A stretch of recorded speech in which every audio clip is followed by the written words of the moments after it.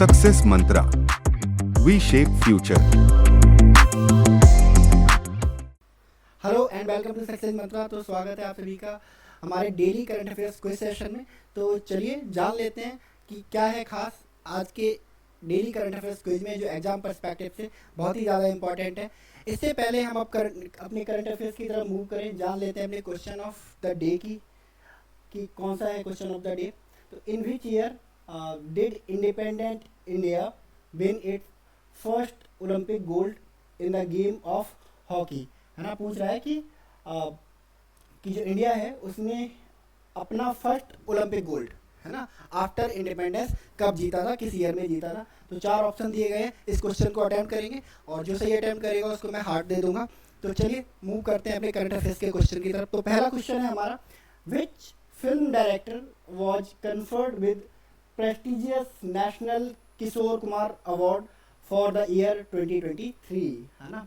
तो अभी हाल ही में एक बहुत ही फेमस फिल्म डायरेक्टर हैं, उनको ये अवार्ड दिया गया, national Kishore Kumar award for the 2023। तो कौन है, कौन सी, इन्होंने 3 इडियट मूवी बनाई थी, है ना। Any gas?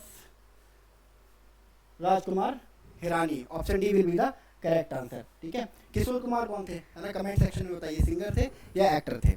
चलिए नेक्स्ट क्वेश्चन। नेक्स्ट क्वेश्चन है हमारा, Indian grand master who has won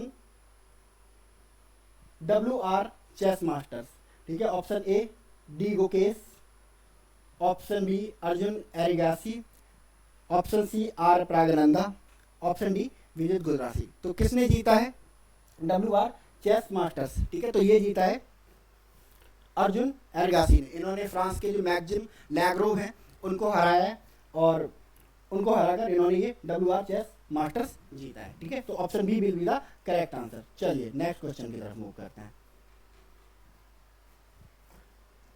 next question हमारा,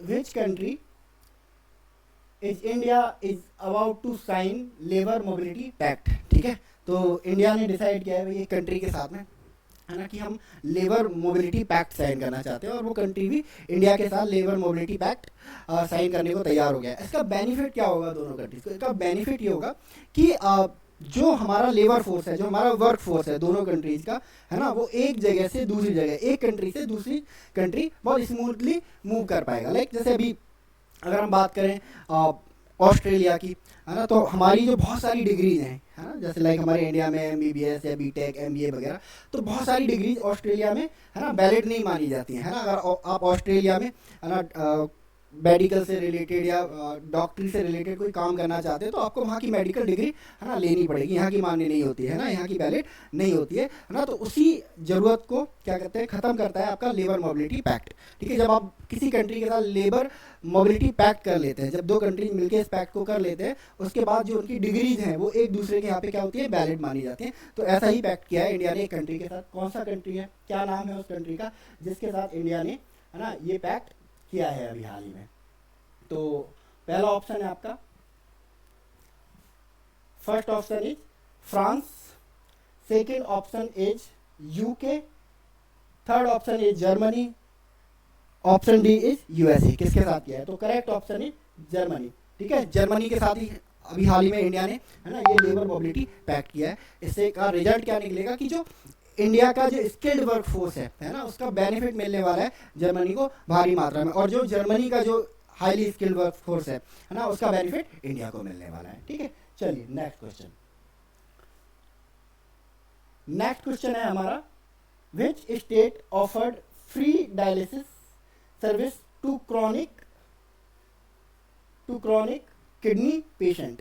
ठीक है, अभी हाल ही में एक सरकार है ना, एक स्टेट है, उसने अनाउंस किया, है ना, कि जो किडनी पेशेंट है ना उनके लिए फ्री डायलिसिस की जो सुविधा है वो अवेलेबल कराई जाएगी। तो कौन सा स्टेट है ना, चलो हिंट देते हैं इसके लिए। अभी हाल ही में उस स्टेट में इलेक्शन हुए थे और इलेक्शन कैंपेन में ही वहाँ के जो, है ना, आउटगोइंग CM थे, उन्होंने ये प्रॉमिस किया था कि भाई अगर हम दोबारा से पावर में आते हैं तो अपने स्टेट के हर सिटीजन को जिसे किडनी रिलेटेड बीमारी है, ठीक है, उसको फ्री डायलिसिस की सुविधा हम देंगे। ठीक है, तो कौन सा स्टेट है जहाँ अभी हाल ही में इलेक्शन हुए? ठीक है, जम्मू कश्मीर एंड हरियाणा। ठीक है, तो देखें इसमें कौन सा ऑप्शन है। Option A Uttar Pradesh, B Haryana, C Rajasthan, D Madhya Pradesh. तो हरियाणा ही है जहाँ अभी हाल ही में इलेक्शन हुए थे, तो option B will be the correct answer. ठीक है, तो हरियाणा के जो आउटगोइंग सीएम थे, है ना, वो दोबारा से सीएम बन गए, नायब सिंह सैनी साहब।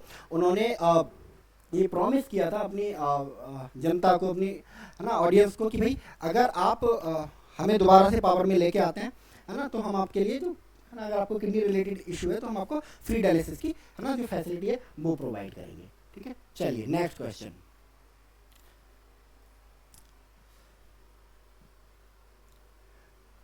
नेक्स्ट क्वेश्चन है हमारा, है ना, अभी हाल ही में मल्टी पॉवर्टी इंडेक्स जो है ना, रिपोर्ट वो पब्लिश हुई है ना, और उससे रिलेटेड बहुत सारा डेटा, है ना, पब्लिश हुआ है जो चर्चा में है। आप कमेंट सेक्शन में बताइए कि मल्टी डायमेंशनल पॉवर्टी इंडेक्स को जारी कौन करता है, इशू कौन करता है ना, पब्लिश कौन करता है।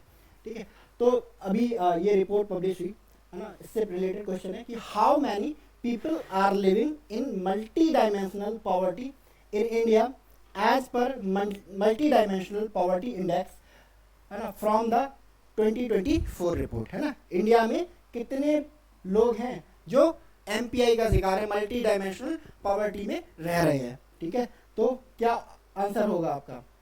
ठीक है, option A 234 million, option B 232 million, and option C 352 million, option D 354 million. तो करेक्ट आंसर होगा ऑप्शन ए 234 मिलियन लोग, है ना, इंडिया में 230 million people living in the multi dimensional poverty, है ना, जो कि कुल पॉपुलेशन का कितना है, लगभग 23.8% है। ठीक है, पाकिस्तान में ये अगर आंकड़ा देखें तो 93 मिलियन है, बट अगर परसेंटेज वाइज इसको देखें, है ना, तो 38.3% है। ठीक है, नेपाल में देखें तो ये आंकड़ा 7.5 मिलियन है ना, परसेंटेज में देखें तो 22.5, बांग्लादेश में देखें तो 41.7 मिलियन है। ठीक है, और परसेंटेज में देखें तो 24.6 है ना। तो इंडिया का आंकड़ा ज़्यादा लगता है बिकॉज इंडिया की पॉपुलेशन बहुत ज़्यादा है। अगर हम परसेंटेज वाइज देखें, है ना, तो हमारी बहुत कम परसेंटेज है ना, जो एमपीआई में रह रही है। बट अगर पाकिस्तान का देखें तो पाकिस्तान के नंबर्स कम दिखते हैं, बट अगर हम इसे परसेंटेज में देखते हो तो परसेंटेज काफ़ी ज़्यादा दिखती है। तो कितने मिलियन लोग हैं? 234 मिलियन लोग हैं, है ना, इंडिया में अभी हाल में जो मल्टी डायमेंशनल पॉवर्टी का शिकार है। ठीक है, चलिए नेक्स्ट क्वेश्चन। नेक्स्ट क्वेश्चन है how many people are living in multi dimensional poverty in the world as per the multi dimensional poverty index from the 2024 report, है ना, अभी इंडिया का पूछ रहा है कि भाई इस रिपोर्ट के according, multi dimensional poverty MPI report के अकॉर्डिंग पूरी दुनिया में कितने लोग हैं जो कि, है ना, एमपीआई के शिकार है या एमपीआई के अंदर आते हैं, मल्टी डायमेंशनल पॉवर्टी के अंडर आते हैं। तो ये नंबर कितना है? तो ये नंबर है 1.1 बिलियन डॉलर नहीं, पर्सन, है ना। तो option C will be the correct answer. ठीक है, the 2024 global multi dimensional poverty index report highlight the alarming interconnection between violent conflict and multi-dimensional poverty across various nations. According to the report, approximately 1.1 billion people live in the acute multi-dimensional poverty, with 455 million residing in the conflict-affected regions. ठीक है, तो 1.1 billion. ठीक है, चलिए next question हमारा, which country is expected to see the highest increase in the energy demand globally over the next decade as per the World Energy Outlook? ठीक है, तो वर्ल्ड एनर्जी आउटलुक को कौन पब्लिश करता है? ठीक है, देखेंगे और कमेंट सेक्शन में बताएंगे। ठीक है, तो अभी हाल ही में ये वर्ल्ड एनर्जी आउटलुक पब्लिश हुआ, है ना। तो इन्होंने बताया कि भाई एक कंट्री है ना, जहाँ पर जो एनर्जी डिमांड है बहुत ड्रास्टिकली बढ़ने वाली है ना, बिकॉज पॉपुलेशन राइज हो रहा है, वो कंट्री टेक्नोलॉजिकली क्या हो रहा है, अपलिफ्ट हो रहा है बहुत ज़्यादा, तो वहाँ पे एनर्जी डिमांड बहुत ज़्यादा बढ़ने वाली है। तो वो कौन सा कंट्री है ना, जहाँ पे एनर्जी डिमांड बहुत ज़्यादा बढ़ने वाली है? तो ऑप्शन सही होगा, पहला ऑप्शन है आपका चाइना। ठीक है, ऑप्शन दूसरा है B option India, option C Germany, option D USA. ठीक है, तो ऑप्शन बी, ठीक है, India will be the correct answer. India 2035 तक यहाँ पर जो डिमांड है ना, टोटल एनर्जी की जो डिमांड है ना, लगभग बढ़ने वाली है 50%, यानी कि जितना है उसका भी 50% सर्ज आपको देखने को मिलेगा, है ना, एनर्जी डिमांड्स में, है ना। ऐसा आंकड़ा है कि आने वाले डिकेड में हर दिन, है ना, 12,000 नए व्हीकल परचेज किए जाएंगे। ठीक है, और ये 12,000 व्हीकल पर डे जब ये परचेज होंगे, है ना, देन आप है ना इमेजिन कर सकते हैं कि एनर्जी डिमांड का क्या होने वाला है। एनर्जी डिमांड एकदम बूस्ट होने वाली है, बहुत तेजी से बढ़ने वाली है। ठीक है, चलिए नेक्स्ट क्वेश्चन जो है हमारा,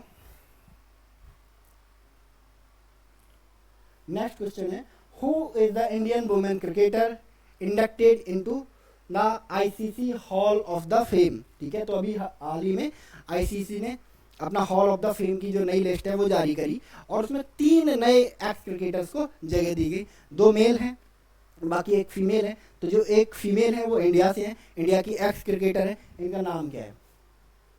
ठीक है, तो ये है नीतू डेविड जी। ठीक है, तो नीतू डेविड जी को अभी हाल ही में शामिल किया है आईसीसी के हॉल ऑफ द फेम में। बाकी के 2 लोग एबी डिविलियर्स, जिन्हें मिस्टर 360 के नाम से भी जाना जाता है ना, एबी डिविलियर्स, एंड दूसरे इंग्लैंड के बहुत जाने माने क्रिकेटर हैं। अभी हाल ही में रिसेंटली उन्होंने है ना संन्यास लिया, रिटायरमेंट लिया, और इनका नाम है एलिस्टर कुक। ठीक है, तो 3 लोगों को हॉल ऑफ द फेम दिया गया है। तो correct answer option C, Neetu David. ठीक है, नेक्स्ट क्वेश्चन है हमारा, who was recently appointed as the MD and CEO of Bandhan Bank. ठीक है, तो अभी बंधन बैंक में ना बहुत है ना ड्रामेटिक वे में चीज़ें हुई हैं, है ना। वहाँ के जो एमडी सीईओ थे, फाउंडिंग मेंबर भी थे, उन्होंने अभी हाल ही में क्या कर दिया, रिजाइन कर दिया अपनी पोस्ट से। तो जो एमडी सीईओ की जो पोस्ट है वो खाली हो गई थी, तो उनकी जगह अब एक नए पर्सन को है ना सिलेक्ट किया गया है to lead the Bandhan Bank as the MD and CEO. ठीक है, तो क्या नाम है इनका? इनका नाम है पार्थ प्रतिम सेनगुप्ता। इनको बनाया गया बंधन बैंक का नया सीईओ और एमडी। ठीक है, किसकी जगह पे आए हैं? ये आए हैं चंद्रशेखर घोष के जगह पे आए हैं। ठीक है, चंद्रशेखर घोष को इन्होंने रिप्लेस किया है। एक्चुअली चंद्रशेखर घोष ने ही रिजाइन कर दिया था ड्रास्टिकली, जिसकी वजह से ये पोस्ट वेकेंट हो गई थी, एंड जो पार्थ प्रतिम सेनगुप्ता हैं इन्होंने हाँ टेक ओवर किया है उनकी पोस्ट को। ठीक है, तो ये है आज का करंट अफेयर। आई होप आपको बहुत अच्छे से समझ में आया होगा, और उम्मीद करते हैं है ना बहुत सारे क्वेश्चन इसी हमारी डेली करंट अफेयर्स की कुछ सीरीज से फंसे एग्जाम में। तो आप बार बार इस वीडियो को देखिए, 2x मोड पे देखिए, 1.5x मोड पे देखिए, एंड अपने एग्जाम की प्रिपेयर करिए। सो आज के लिए इतना ही। Thank you so much, and God bless you all.